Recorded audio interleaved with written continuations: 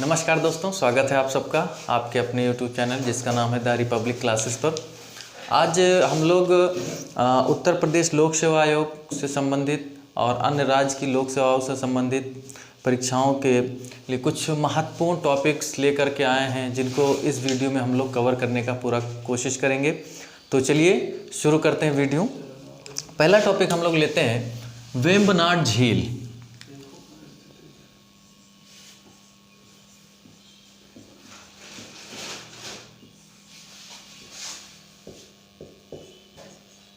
वेम्बनाड झील।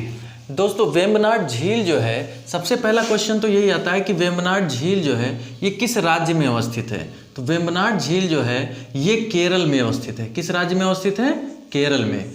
और ये जो है केरल की सबसे बड़ी झील है। वेम्बनाड झील जो है केरल की सबसे बड़ी झील में आती है, सबसे बड़ी झील है केरल की। इसके अलावा भारत की अगर बात करें तो वेम्बनाड झील जो है भारत की सबसे लंबी झील है। एक क्वेश्चन तो आपका यही बनता है कि भारत की सबसे लंबी झील कौन सी है? तो भारत की सबसे लंबी झील है ये। इस झील को कई नामों से जाना जाता है। वेम्बनाड झील को कई और नामों से जाना जाता है, जैसे इसको कहते हैं वेम्बनाड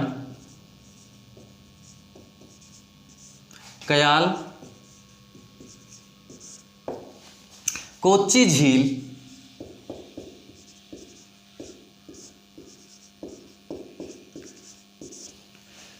झील, वेम्बनाड कयाल, पुन्नामदा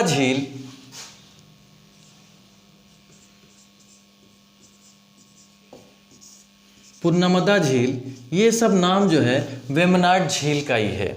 वेम्बनाड झील में एक जो है द्वीप पाया जाता है और उस द्वीप का नाम है वेलिंगटन द्वीप। वेम्बनाड झील में जो द्वीप पाया जाता है उसका क्या नाम है? वेलिंगटन द्वीप। तो ये चीज़ बिल्कुल ध्यान रखिएगा, बहुत इंपॉर्टेंट है कि इस झील में, वेम्बनाड झील में कौन सा द्वीप अवस्थित है? वेलिंगटन द्वीप।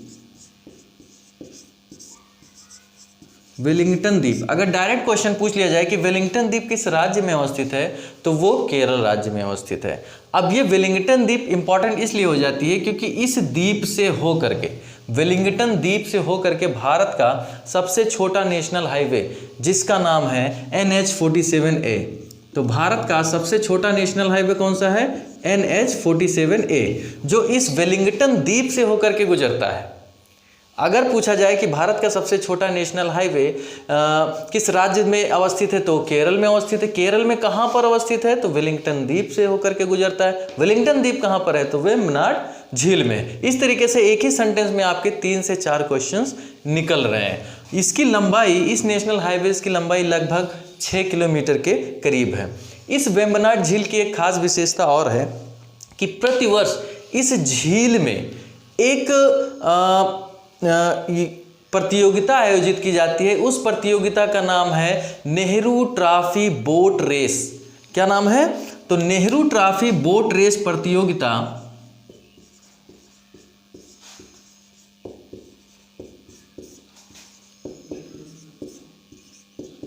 नेहरू ट्रॉफी बोट रेस प्रतियोगिता जो है ये प्रतिवर्ष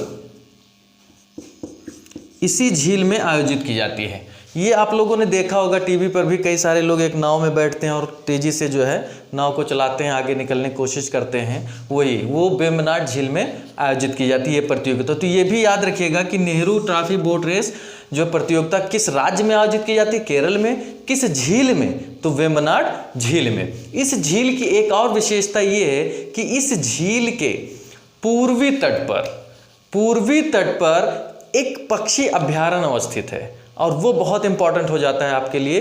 उस पक्षी अभ्यारण्य का नाम है कुमाराकॉम पक्षी अभ्यारण्य। तो ये नाम भी याद रखिएगा, कुमाराकॉम पक्षी अभ्यारण्य। कुमाराकॉम पक्षी अभ्यारण्य किस राज्य में होगा? केरल में होगा। किस झील के तट पर है? तो वेम्बनाड झील के तट पर है। और उस झील के किस तट पर है? तो बाईं में पूर्वी तट पर, उस झील के पूर्वी तट पर ये पक्षी अभ्यारण्य अवस्थित है। एक्चुअली ये वेम्बनाड झील जो है चर्चा में क्यों थी? चर्चा में इसलिए थी क्योंकि ये जो झील है वेम्बनाड झील, ये प्रेजेंट टाइम में प्लास्टिक पोल्यूशन के कारण जो है काफ़ी ग्रसित है। प्लास्टिक पोल्यूशन इसकी समस्या बनती जा रही है और इस झील के संरक्षण के लिए केरल सरकार द्वारा जो है सिंगल यूजेस प्लास्टिक पर पूरी तरीके से प्रतिबंध लगा दिया गया है। सिंगल यूजेस प्लास्टिक का मतलब ये हुआ कि ऐसे प्लास्टिक जो रिसाइकल ना होते हों उनको जो है पूरी तरीके से केरल सरकार ने प्रतिबंधित कर दिया है। वेम्बनाड झील जो है ये वेटलैंड्स में आती है। रामसर कन्वेंशन के तहत अंतर्राष्ट्रीय महत्व की इसे वेटलैंड्स घोषित किया गया है, अंतर्राष्ट्रीय महत्व की इसे आर्द्र भूमि घोषित किया गया है। और किसके तहत? रामसर आर्द्र भूमि के तहत, रामसर कन्वेंशन के तहत, रामसर कन्वेंशन के तहत इसे जो है आर्द्र भूमि घोषित किया गया है।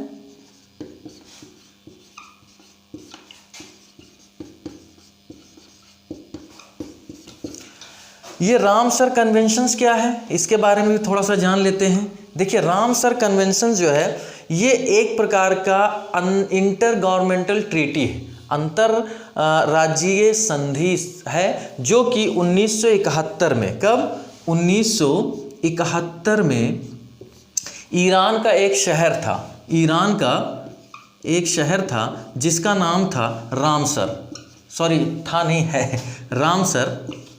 तो यही जो है ईरान के एक शहर रामसर में जो है ये ट्रीटी या ये कन्वेंशन आयोजित किया गया था। कब? 1971 में ये ट्रीटी हुई थी 1971 में। और इसका उद्देश्य ये था कि वर्ल्ड लेवल पर, विश्व स्तर पर जो भी वेटलैंड्स हैं उन वेटलैंड्स का क्या करना है? संरक्षण करना है। ये ट्रीटी 1971 में हुई थी और 1975 में इसे इम्प्लीमेंट किया गया था, पूरी तरीके से लागू कर दिया गया था। ये अब अगर बात करते हैं कि भारत में रामसर कन्वेंशंस के तहत या रामसर साइट्स कितनी है, कितने आर्द्र भूमि हैं जिनको रामसर कन्वेंशंस के तहत जो है मान्यता दी गई है या उस लिस्ट में वो शामिल है। तो भारत में टोटल 26 साइट्स हैं। कितने? 26 जो है स्थल हैं जिन्हें रामसर आर्द्र भूमि के तहत शामिल किया गया है, कर रखा गया है। इसी रामसर कन्वेंशंस के तहत एक चीज़ और है जिसे मैं आप लोग को बताना चाहता हूं। पहले आप इसका स्क्रीनशॉट ले लीजिए, फिर आगे बढ़ते हैं हम लोग।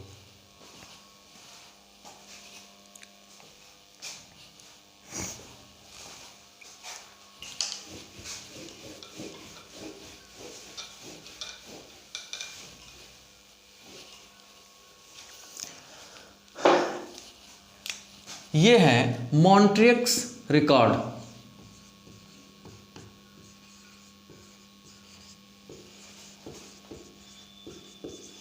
मॉन्ट्रियक्स रिकॉर्ड क्या है, इसके बारे में भी जान लेते हैं। रामसर कन्वेंशंस के तहत ये एक रजिस्टर होता है। क्या होता है? रजिस्टर होता है। और इस रजिस्टर्ड में जो भी वर्ल्ड स्तर की, विश्व स्तर की जो आर्द्र भूमि हैं जिनमें इकोलॉजिकल चेंजेस हो रहे हैं, और ये चेंजेस चाहे मानव की एक्टिविटी के द्वारा हो रहे हैं या फिर किसी प्रकार के जो है अन्य कारणों से हो रहे हैं, पोल्यूशंस की वजह से हो रहे हैं, तो उनको इस मॉन्ट्रियक्स रिकॉर्ड में दर्ज कर लिया जाता है। उन साइट्स को क्या किया जाता है? मॉन्ट्रियक्स रिकॉर्ड्स में दर्ज कर लिया जाता है। फिर दर्ज करने के बाद उस साइट्स का, उस वेटलैंड्स का जो है स्पेशल ट्रीटमेंट किया जाता है, उसको संरक्षित करने का पूरी तरीके से प्रयास किया जाता है। अब ये क्वेश्चन ये बनता है कि भारत में ऐसे कितने वेटलैंड्स क्षेत्र हैं जिनको मॉन्ट्रियक्स रिकॉर्ड में शामिल करके रखा गया है। तो मॉन्ट्रियक्स टोटल वेटलैंड्स जो रामसर कन्वेंशन के तहत हैं वो है 26, लेकिन मॉन्ट्रियक्स रिकॉर्ड में भारत के 2 स्थल शामिल हैं, और वो 2 स्थल शामिल हैं इसमें।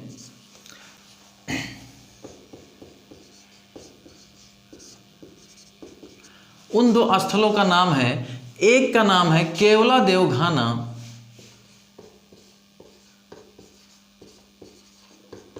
घाना राष्ट्रीय उद्यान। अब ये केवलादेव घाना राष्ट्रीय उद्यान कहाँ पर है? तो ये केवलादेव घाना राष्ट्रीय उद्यान आपका राजस्थान में पड़ता है। इसको जो है मॉन्टेक्स रिकॉर्ड में शामिल किया गया है। दूसरा स्थल जो है ये है चिल्का लोकटक झील, लोकटक झील, लोकटक झील। और ये लोकटक झील जो है ये अवस्थित है आपका मणिपुर में। किस राज्य में? मणिपुर में। यहाँ एक चीज़ ध्यान रखिएगा कि चिल्का झील भी मॉन्टेक्स रिकॉर्ड में पहले शामिल थी, लेकिन अब जो है चिल्का झील मॉन्टेक्स रिकॉर्ड में शामिल नहीं है। इसको इस रिकॉर्ड से बाहर कर दिया गया है चिल्का झील को। और ये चिल्का झील आपका किस राज्य में होगी? उड़ीसा राज्य में होगी। ठीक है, तो ये था आपका वेम्बनाड झील से संबंधित कुछ महत्वपूर्ण बिंदु जिन पे हम लोगों ने चर्चा किया। इसका आप स्क्रीनशॉट ले लीजिए और जो है आगे अगला टॉपिक हम लोग लेते हैं। अगला जो टॉपिक मैं ले रहा हूँ वो है महाशीर मछली। ये भी इम्पॉर्टेंट हो जाती है परीक्षा की दृष्टि से। महाशीर मछली जो है चर्चा में क्यों रही? चर्चा में इसलिए रही क्योंकि IUCN द्वारा, किसके द्वारा? IUCN। अभी बताता हूँ IUCN के बारे में भी थोड़ा सा प्रकाश डालेंगे उस पर भी। IUCN के द्वारा इस महाशीर मछली को संकटग्रस्त घोषित किया गया है। महाशीर मछली को IUCN द्वारा क्या घोषित किया गया है? संकटग्रस्त प्रजाति की श्रेणी में इसको शामिल किया गया है। ये जो मछली है ये फ्रेश वाटर मछली है, स्वच्छ जल की मछली है, स्वच्छ जल की मछली है। IUCN द्वारा इसे संकटग्रस्त घोषित किया गया है। इस महाशीर मछली को जो है एक उपमा दी जाती है। उपमा ये दी जाती है, इसे टाइगर ऑफ वाटर कहा जाता है। महाशीर मछली को क्या कहा जाता है? टाइगर ऑफ वाटर की संज्ञा दी जाती है, उपनाम दिया जाता है। टाइगर ऑफ वाटर उपनाम इसको दिया जाता है महाशीर मछली को। अगर इस महाशीर मछली के बारे में बात करें तो ये महाशीर मछली भारत में जो आपका कावेरी नदी बेसिन है, कौन सी? कावेरी नदी बेसिन, इसी कावेरी नदी बेसिन में ये पाई जाती है। कावेरी नदी बेसिन में पाई जाती है महाशीर मछली। अब थोड़ा सा हम लोग कावेरी नदी आ गई है तो उसके बारे में भी देख लेते हैं कि कावेरी नदी किससे संबंधित पॉइंट्स कुछ देख लेते हैं। इंपॉर्टेंट नदी है दक्षिण भारत की, आप लोग जानते ही हैं। कावेरी नदी का अगर उद्गम बात किया जाए, इसका ओरिजिन कहाँ से होता है, तो उसका ओरिजिन जो होता है वो कर्नाटका राज्य से होता है। कर्नाटक राज्य में इसका अपवाह तंत्र 3 राज्यों में फैला हुआ है। कावेरी नदी जो है ये 3 राज्यों में इसका अपवाह तंत्र फैला हुआ है। कर्नाटका में बहती है, तमिलनाडु में बहती है और केरल में बहती है। इन 3 राज्यों में ये कावेरी नदी का अपवाह तंत्र फैला हुआ है। लेकिन इन तीनों में अगर बात किया जाए कि सबसे ज़्यादा इसका अपवाह क्षेत्र किस राज्य में पड़ेगा कावेरी नदी का, तो सबसे ज़्यादा इसका अपवाह क्षेत्र तमिलनाडु में पड़ेगा। टोटल इसके अपवाह क्षेत्र का अकेले 56% तमिलनाडु में इसका अपवाह क्षेत्र पड़ता है कावेरी नदी का। कावेरी नदी जो है प्रसिद्ध शिव समुद्रम जलप्रपात का निर्माण करती है। शिव समुद्रम जलप्रपात, शिव समुद्रम जलप्रपात का जो निर्माण करती है वो कौन सी नदी करती है? वो कावेरी नदी करती है। ये बिल्कुल ध्यान रखिएगा, बहुत इंपॉर्टेंट क्वेश्चन हो जाता है। इसके अलावा कावेरी नदी जो है कुछ द्वीप का भी निर्माण करती है, जैसे नदी द्वीप आप ले लीजिए, शिव समुद्रम द्वीप तथा श्रीरंगपट्टनम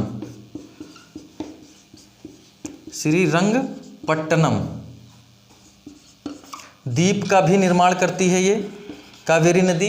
कावेरी नदी हेयर पिन के जैसे हेयर पिन होता है ना, ऐसे हेयर पिन के जैसे अनेक मोड़ बनाती है। तो ये चीज़ भी ध्यान रखिएगा, भारत में हेयर पिन के जैसे अनेक मोड़ लेने वाली नदी कौन सी है? कावेरी नदी है। कावेरी नदी दक्षिण भारत की एकमात्र नदी है जो पूरे वर्ष बहती है। उसका रीज़न ये है क्योंकि ये आने वाले मानसून का भी जल प्राप्त करती है और लौटते हुए मानसून दोनों का जल प्राप्त करती है। इसकी अपवाह क्षेत्र ऐसी स्थिति में पड़ता है। ये चीज़ हो गई। पूरे वर्ष बहती है कावेरी नदी। ये नदी डेल्टा का निर्माण करती है और डेल्टा बनाते हुए अपना जल गिरा देती है। लेकिन किस टाइप का डेल्टा बनाती है? तो ये समकोणिक डेल्टा बनाती है। ये चीज़ ध्यान रखने का, समकोणिक डेल्टा। तो ये बिल्कुल इंपॉर्टेंट हो जाता है कि भारत की कौन सी नदी समकोणिक डेल्टा का निर्माण करती है, तो वो है कावेरी नदी। कावेरी नदी जो है समकोणिक डेल्टा का निर्माण करती है। अब हम लोग आ जाते हैं टॉपिक पे। महासीर मछली का अगर वैज्ञानिक नाम बात किया जाए कि इसका वैज्ञानिक नाम क्या होगा, तो इसका वैज्ञानिक नाम हो जाता है तोर रेमा देवी। तोर रेमा देवी। तोर रेमा देवी के नाम से भी इसे महासीर मछली को जाना जाता है। अब हम लोग IUCN के बारे में देख लेते हैं कि IUCN क्या है। इस एक टॉपिक से कई सारे क्वेश्चंस आपके कवर हो रहे हैं। IUCN के बारे में देखते हैं तो IUCN जो है इसका फुल फॉर्म होता है इंटरनेशनल, इसका आप स्क्रीनशॉट ले लीजिए।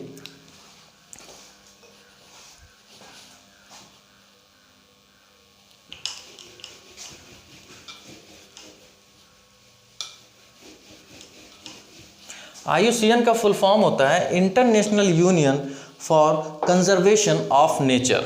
International union for conservation of nature, प्राकृतिक संरक्षण के लिए अंतर्राष्ट्रीय संघ, इसका फुल फॉर्म होता है। इसकी जो स्थापना हुई थी, इसकी स्थापना 5 अक्टूबर 1948 को हुई थी। IUCN की स्थापना कब हुई थी? 5 अक्टूबर 1948 को।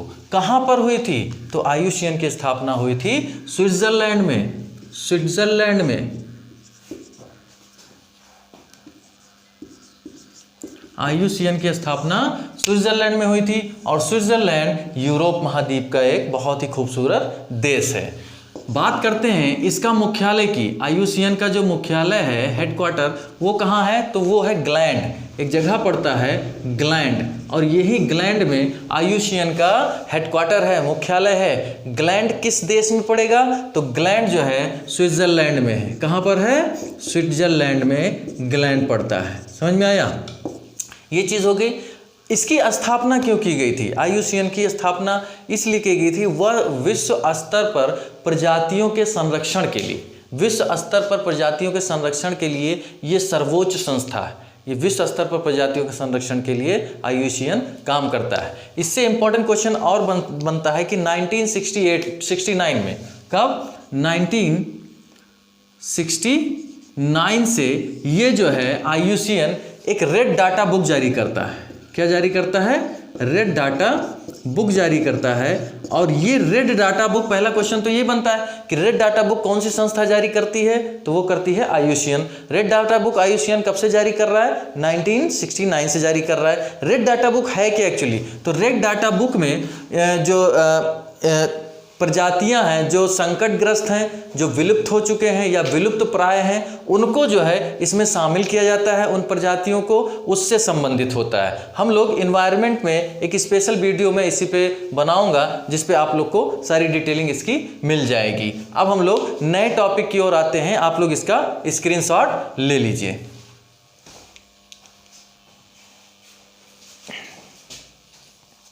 अगला जो टॉपिक है वो है कारवार पोर्ट। कारवार पोर्ट। देखिए, कारवार पोर्ट चर्चा में क्यों रहा? चर्चा में इसलिए रहा क्योंकि पहली चीज़ तो ये कि कारवार पोर्ट अवस्थित कहाँ पे है? तो कारवार पोर्ट जो है ये कर्नाटका में पड़ता है। कहाँ पे पड़ता है? कर्नाटका में अवस्थित है।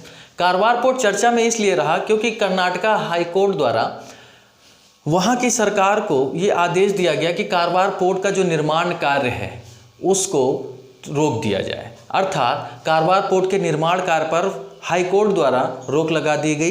रोक क्यों लगाई गई?